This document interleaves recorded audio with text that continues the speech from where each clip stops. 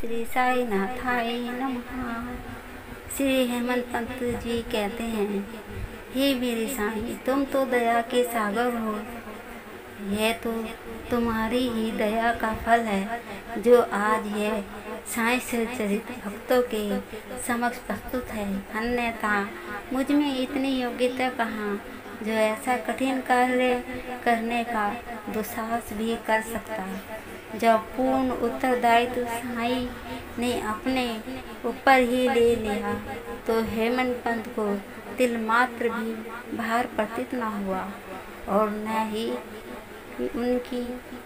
उन्हें चिंता ही हुई। श्री साईं ने इस गंध के रूप में उनकी सेवा स्वीकार कर ली।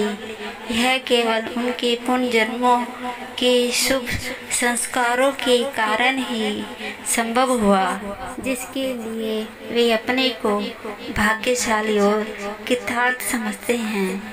नीचे लिखे हुए कपोल कल्पलित नहीं वरन विशुद्ध अमृत तुल्य हैं। इसे जो हृदय गमन करेगा उसे श्री साईं की महानता और सब व्यापकता विदित हो जाएगी।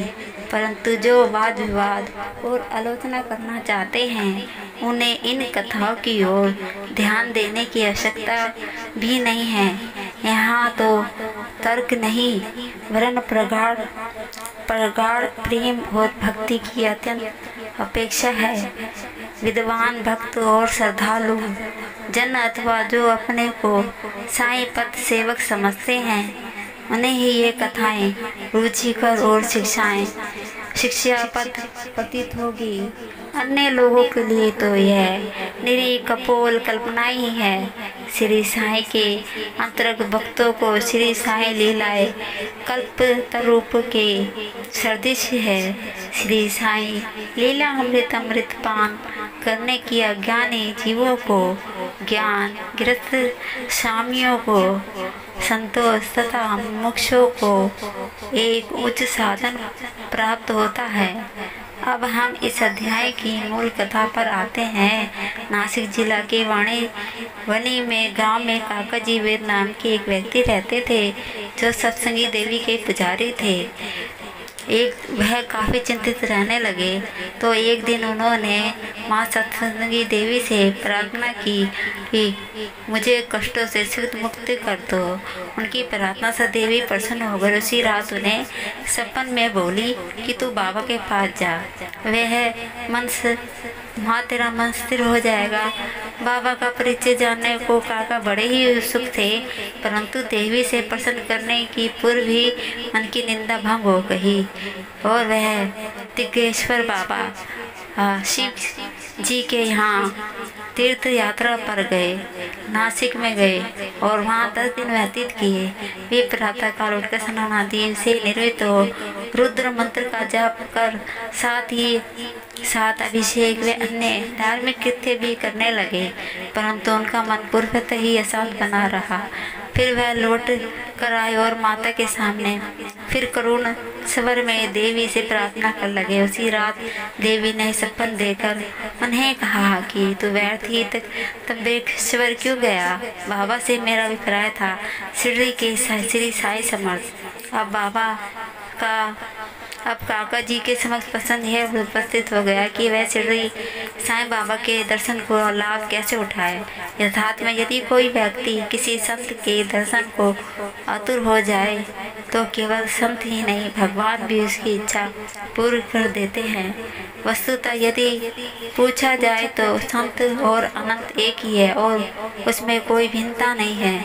यदि कोई कहे कि मैं समझता ही अमुक संत के दर्शन को जाऊंगा तो इसे निर्दम के अतिरिक्त और कहा ही क्या जा सकता है।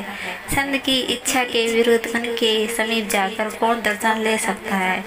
उनकी सत्ता के बिना वृक्ष का एक पत्ता भी नहीं हिल सकता।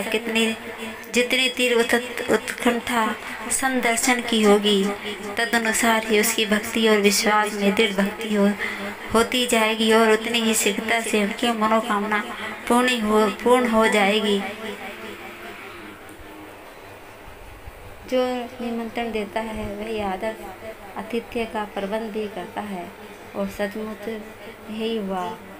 कुछ समय बाद ही वहाँ श्यामा जी की उपस्थिति हुई। श्यामा जी अपने माता को दिए हुए वचनों की पूर्ति के लिए वहाँ आए थे।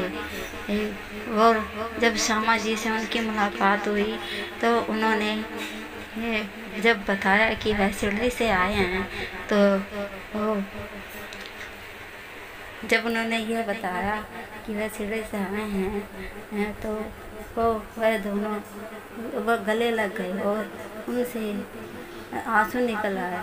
पर श्यामा ना समझ सके कि वह इस तरह से क्यों कर रहे हैं।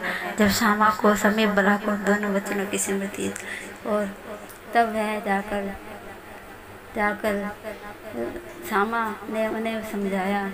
और वह बाबा द्वारा रची एक लीला थी जो श्यामा द्वारा वणी से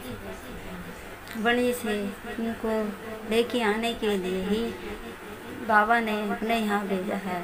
यह सोचकर वह फिर श्यामा के साथ शिरडी आ गए। जैसे ही उन्होंने बाबा के श्री चरणों का दर्शन पाया, तभी वह उनके चरणों में बैठते ही उनके मन की ये सारी अशांति शांत हो गई और वह बाबा के चरणों में बैठकर प्रमुत्र होकर हो गए। और वह बाबा को पूर्ण नमस्कार कर साष्टांग प्रणाम किया और